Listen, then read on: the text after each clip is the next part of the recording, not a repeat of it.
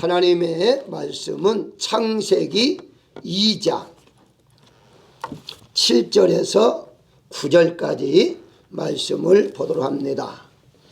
창세기 2장 7절에서 9절까지 말씀을 보겠습니다. 7절을 봅니다. 여호와 하나님이 땅의 흙으로 사람을 지으시고 생기를 그 코에 불어 넣으시니 사람이 생명이 되니라. 여호와 하나님이 동방의 에덴에 동산을 창설하시고 그 지으신 사람을 거기 두시니라. 여호와 하나님이 그 땅에서 보기에 아름답고 먹기에 좋은 나무가 나게 하시니 동산 가운데에는 생명나무와 선악을 알게 하는 나무도 있더라. 아멘.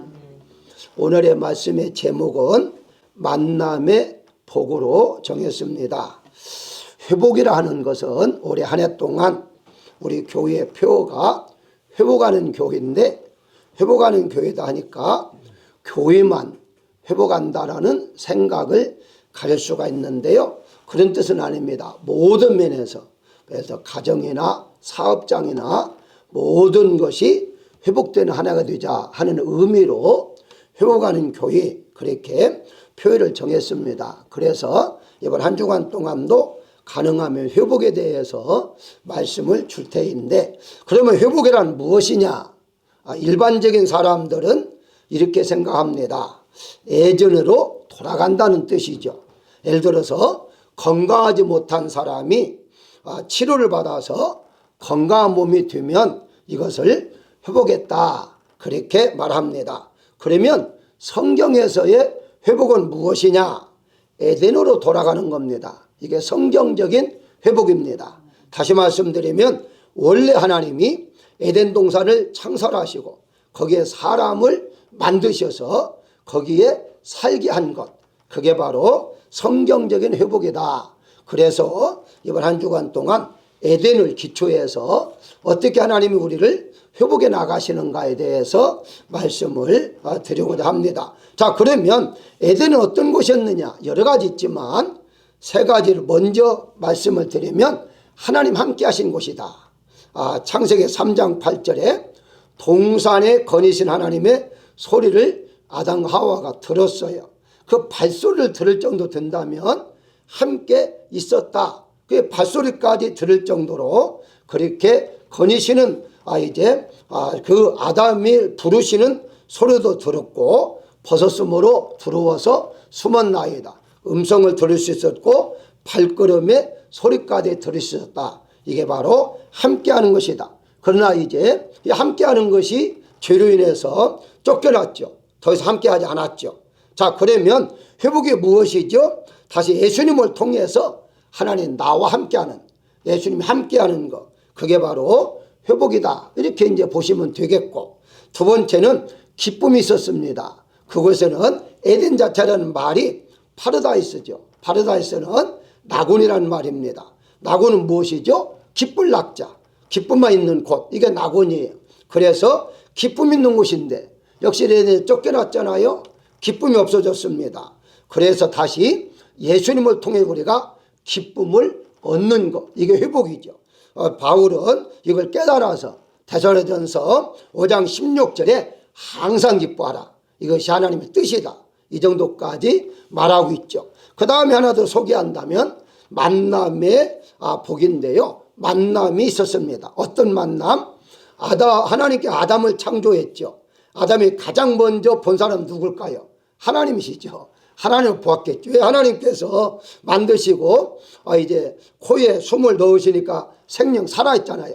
살아서 눈을 떠볼 때에 가장 먼저 하나님을 만났죠. 그 다음에 하와를 만나고 그러고 난 다음에 자녀를 만나고, 다 만남이 거기에서 이루어졌다. 그렇다면 이 만남을 통해서 어떻게 됐습니까? 죄를 범함으로 아내부터도 갈라지기 시작하죠. 가인도 갈라졌죠. 근데 다시 셋을 통해서 하나님이 여호와를 비로소 여호와 이름을 불렀더라 하므로 다시 만남의 복이 이루어집니다.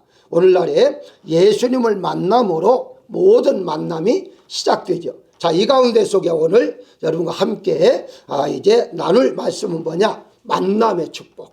하나님이 만남의 축복인데, 자, 사람은 혼자 살 수 없다 하나님이 그렇게 창조하셨잖아요. 자, 부자가 되면 어떻습니까?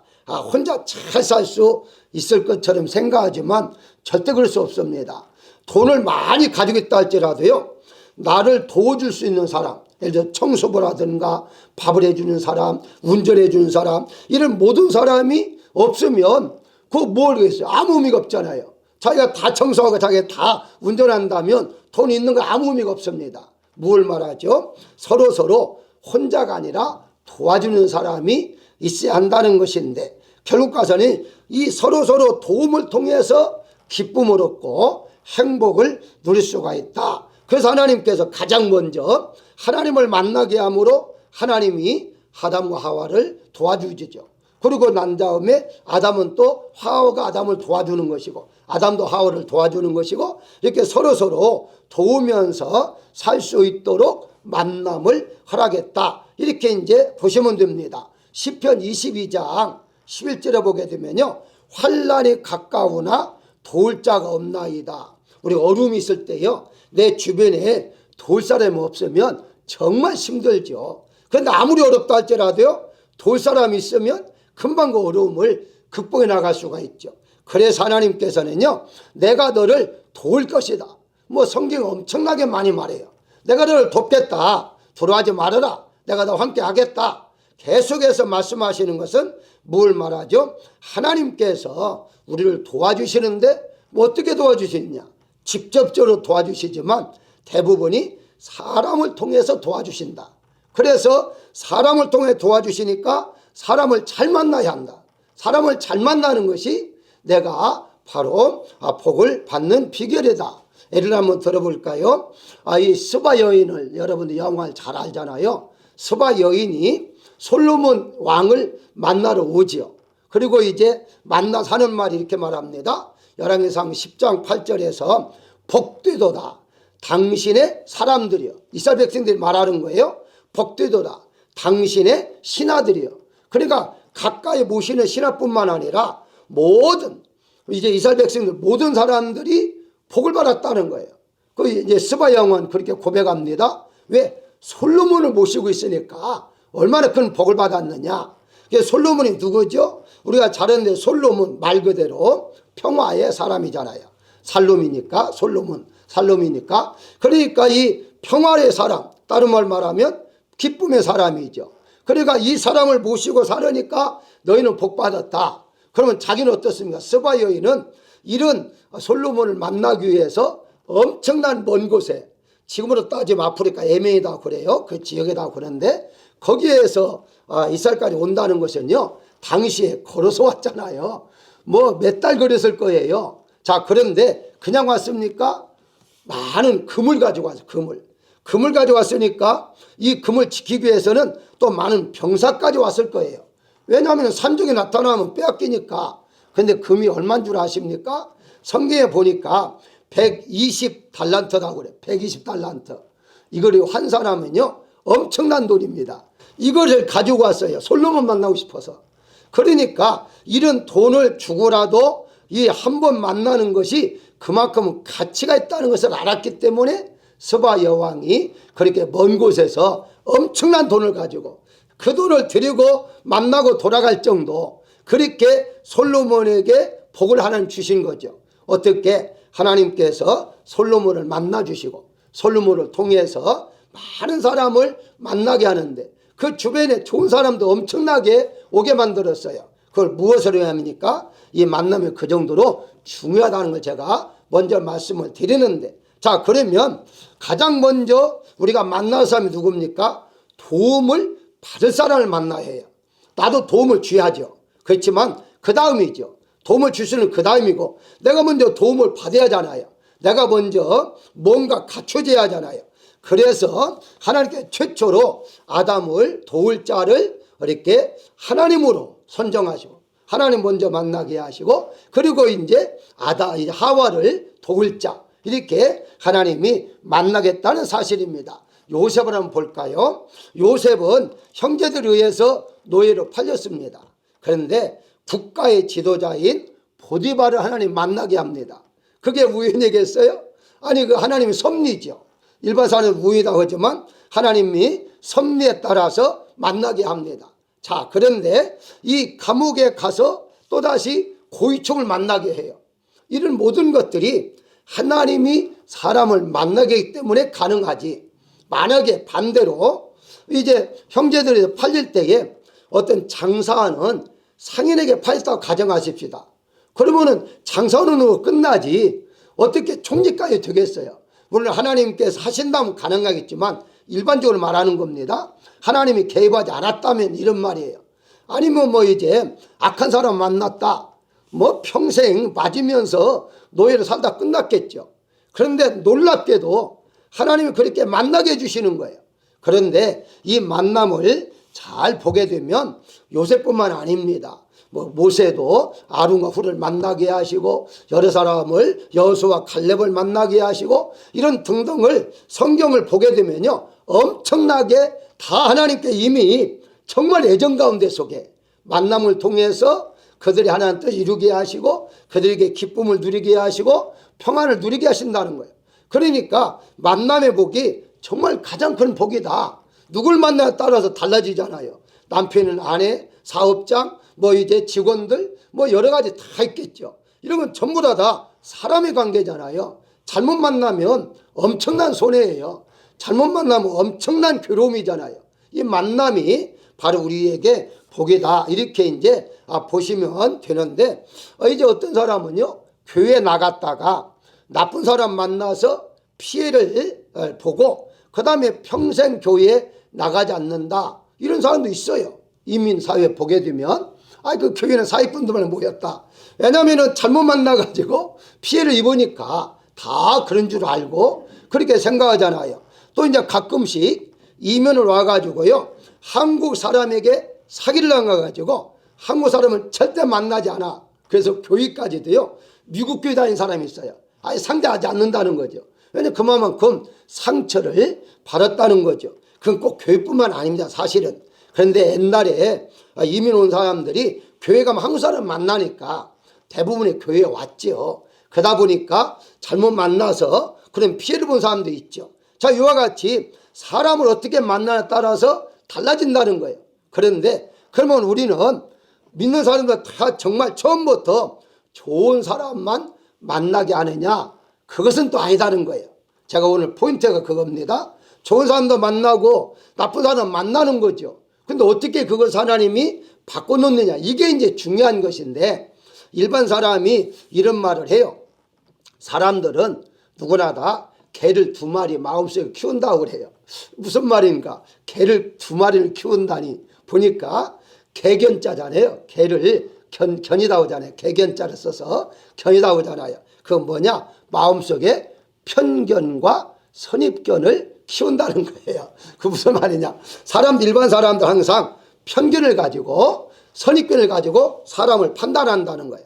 왜냐하면 이제 내가 이제 피해를 안 보려면 먼저 판단해 봐야 하잖아요. 저 사람은 나를 이익을 줄 것이 안 줄 것인지. 이제 그런데 그게 편견이 들어가고 선입견이 들어가니까 좋은 사람도 선입견이 잘못 들어가면 나쁜 사람을 취급해 버리는 것이고 나쁜 사람인데 내가 좋게 생각하면 편견에 의해서 좋은 사람인 줄 알고 접근했는데 나에게 피해를 준단 말이죠.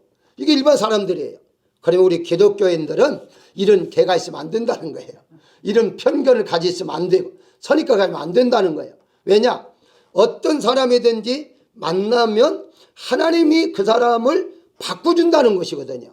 그러니까 다시 말씀드리면 좋은 사람은 좋은 사람대로 만약에 나에게 피해를 끼치려고 한다는 사람이 있다. 그럼 먼저 막아주시기도 하지만 막아주지 못할 때에는 그 사람이 피해를 끼치는 것이 아니라 도리어 나에게 유익을 줄 수 있는 사람으로 바꿔주시면 누구냐? 그게 하나님이시다는 거예요. 그러니까 우리는 먼저 평균 가지고 저 사람이 좋을 사람이 나쁜 사람인가 이렇게 따지지 말고 하나님 만나게 해주시면 하나님께 맡기라는 거죠. 하나님께 맡기고 가다 보면 이게 나에게 피해를 끼치려고 온 사람이 도리어 그 사람을 통해서 내가 유익을 얻을 수가 있다는 사실을 성경에서 말하고 있는 것입니다. 그래서 세상 사람들은 좋은 사람, 나쁜 사람 이렇게 구분하지만 우리 기독교인들은 그렇게 구분하지 말고 바로 좋은 사람이든지 나쁜 사람이든지 하나님이 만나게 해준다면 다 나에게 바로 유익을 주는 사람이다, 이렇게 보야 한다는 거죠. 그게 바로 요셉입니다. 자, 한번 요셉을 잠시 한번 볼까요? 요셉은 이제 아버지는 어떻습니까? 자기만 사랑했으니까 요셉 입장에서는 좋은 아버지였죠. 다른 형제들에게 나쁜 아버지인 줄 몰라요. 왜냐하면 자기에게는 뭐 색동적으로 익히고 어쨌든 했으니까 좋은 아버지였습니다. 그런데 형제들은 나쁜 형제들이었죠. 왜? 자기를 팔았으니까. 자, 그리고 이제 팔렸는데 보디발은 어떻습니까? 좋은 사람이었죠. 보디발 아내는 어떻습니까? 나쁜 사람이었죠. 자, 다시 감옥에 갔습니다. 감옥의 간수는 어떻습니까? 좋은 사람이었죠. 그 안에 고위층을 만났습니다. 한 사람은 나쁜 사람이었어요. 뭐 가서 뭐 기억해 준다 했다가 2년 동안이나 잊어버리고 있었으니까. 그런데 다시 하나님이 바꿔서 좋은 사람 만듭니다. 자, 이 과정을 한번 보십시오. 우리가 볼 때에는 나쁜 사람, 좋은 사람이 있었는데 요셉의 결과는 어떻습니까? 다 유익을 준 사람이었어요. 왜냐하면은 예를 들어서 보디발 아내가 이제 나쁜 아내였지만 그 아내를 통해서 감옥에 간 것이 그 고위층을 만나는 계기가 됐잖아요. 만약에 감옥에 안 갔다, 어떻게 거기서 고위층을 만나겠어요? 그 만나게 한 것도 바로 지나놓고 보니까 나쁜 사람이었는데 그 사람을 통해 하나님은 하나님의 뜻을 이루어가고 있다는 사실을 여기에서 볼 수가 있다는 거예요. 세상에서 우리가 이 전기가 얼마나 우리가 편리합니까? 그런데 이 전기의 편리함은요, 전기가 플러스와 마이너스를 통해서 동력을 얻어요. 좋은 플러스만 가지고서는요, 전기가 이렇게 되질 않습니다. 마이너스만 가지고 안 돼요. 인생에 있어서는요, 때로는 플러스가 되고 때로는 마이너스가 되어서 합쳐서 동력이 이루어지는 거예요. 결국 하나님께서는요, 항상 좋은 사람만 만나게 해서 우리가 잘 될 것 같은데 아니다는 거예요. 때로는 인생에 있어서 어려움도 있고 좋은 점도 있으면서 그게 이제 결과에서는 좋게 만드는 거죠. 그러니까 과정을 통해서 이건 정말 힘든데, 그런데 지나고 보니까 힘든 것이 나에게 유익이 되는 것이고, 저 사람 나쁜 사람인데 그러니까 나쁜 사람을 통해서 나에게 나중에 또 유익이 되는 것이고, 그게 결국 가서는 만남의 복이란 무엇이냐? 그것은 하나님께서 하시는 일이기 때문에 어떤 사람에도 관계없다는 거예요. 하나님께서 나와 만남을 통해서 나에게 유익을 줄 수 있는 사람을 만나게 한다. 다시 말씀드리면 도와줄 사람을 만나게 한다 하는 거예요. 그러면 마지막 한마디 더 생각할 것은 만남의 목적이 무엇이냐는 거죠. 물론 이제 결과적으로 하나님께 영광이죠. 하나님께 영광을 돌리는 것이 만남의 목적이죠. 믿음생활을 잘하면서 하나님께 영광을 돌리는 것인데, 자, 그렇다면 이 만남, 하나님께서 이 만남을 통해서 누구를 만나든지 하나님의 섭리 속에 만나게 되어지는데, 하나님은 이런 사람 저런 사람을 만나게 하지만 목적이 있다는 거예요. 자, 예를 들어 보십시다. 사무엘이 사울왕에게 기름을 부어요. 하나님께서 사울왕에 가서 기름을 부으라. 그리고 이제 그 다음에 사무엘이 사울왕에게 말한 게 있어요. 그때는 아직까지는 왕은 이제 온전히 되지 않았대. 그냥 먼저 기름만 부을 때거든요. 자, 그러고 난 다음에 말합니다. 사무엘상 10장 2절부터 나오는데요. 첫 번째 사무엘이 말을 해요. 너는 가다가 이제 돌아가게 되잖아요. 기름 받고 이제 기름 부음 받고 돌아갈 때에 돌아가다가 나엘의 묘실 곁에서 두 사람을 만날 것이다 라고 말을 해요. 자, 이건 무슨 말입니까? 이제 그걸 통해서 하나님이 너를 왕으로 삼았다는 것을 알게 하는 것인데, 그것 뜻이 아니라 또 다른 목적이 있었습니다. 두 번째 바로 만날 것인데, 여기서 암나귀를 찾았다고 말할 것이다. 그 사람들이 이제 두 사람을 만날 것인데, 암나귀가 지금 암나귀 찾고 있는데 암나귀를 찾았다라고 말을 할 것이다. 두 번째는 3절에 보게 되면 배달로 올라가는 세 사람을 만날 것이다.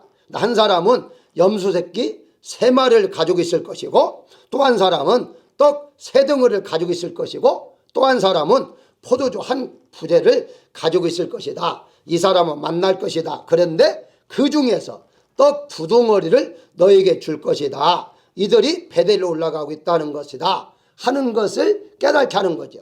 다시 말씀드리면 이런 사람 만날 것인데 그 사람은 누군가 봤더니 베델로 제사 드리기 위해서 올라갈 것이다 하는 것을 알려주고 있어요. 세 번째는 5절입니다. 선지자의 무리가 산단으로부터 내려오는 것을 너는 만날 것이다.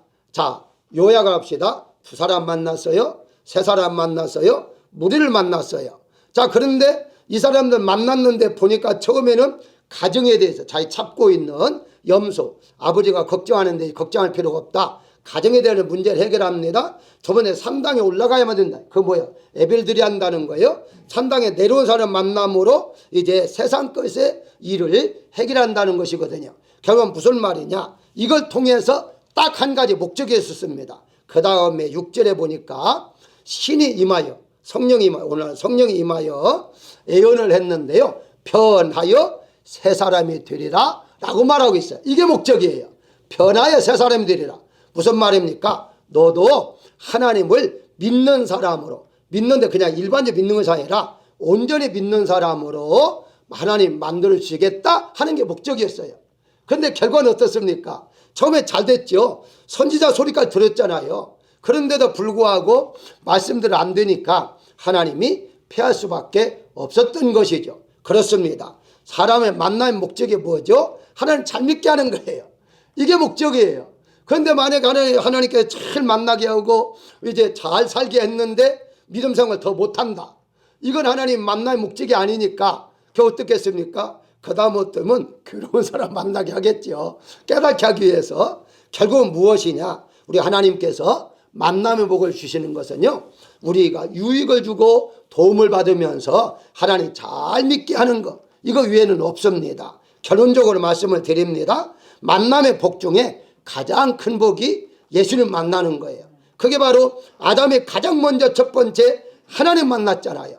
하나님 만난 것이 아담의 큰 복이었죠. 눈 떠보니까 하나님이었잖아요. 우리가 정말 예수님을 만나는 것 자체가 복이라는 무엇이냐? 예수님이 하나님이시고 하나님이 다 우리에게 필요한 것을 제공해 주시는 분이기 때문에 예수님 만나는 것이 가장 큰 복이다. 그러고 난 다음에 아까 말씀대로 좋은 사람 만나든 나쁜 사람 만나든지 하나님 다 하실 것 아닙니까? 한 가지 더 말씀을 드리면요, 바울이 이런 고백을 해요. 빌레몬 1장 11절에 보게 되면 오네시모에 대해서 말하면서 오네시모는 전에는 내게 무익하였으나 이제는 나와 너희에게 유익한 사람이 되었다라고 말하고 있어요. 뭘 말합니까? 하나님 그렇게 만들어서 오네시모가 주인의 돈을 훔쳐가지고 도망갔잖아요. 감옥에 왔는데 감옥에서 그 바울을 만난 거예요. 만나고 예수님 믿고 난다 완전히 바꿔져 버린 거야. 누가 바꿔놨어요? 하나님 바꿔놨잖아요. 그러니까 내가 그 돈을 변제해 줄 테니까 오네시모를 잘 따뜻히 맞이하라. 그렇게 말하잖아요. 그렇습니다. 내 주변에 나쁜 사람도 있겠죠. 그래서 내가 감당하지 못한 사람 같으면 하나님 막아줄 것입니다. 그런데 감당할 수 있으면 하나님께 만나게 해서 그 사람을 변화시킬 겁니다. 우리 한 해 동안 여러분들 수많은 사람 만날 것입니다. 그 많은 사람 만날 텐데 그 만남이 하나님의 영광을 돌리는 그런 만남이 되는 한 해가 되시기를 주의 이름으로 축원합니다.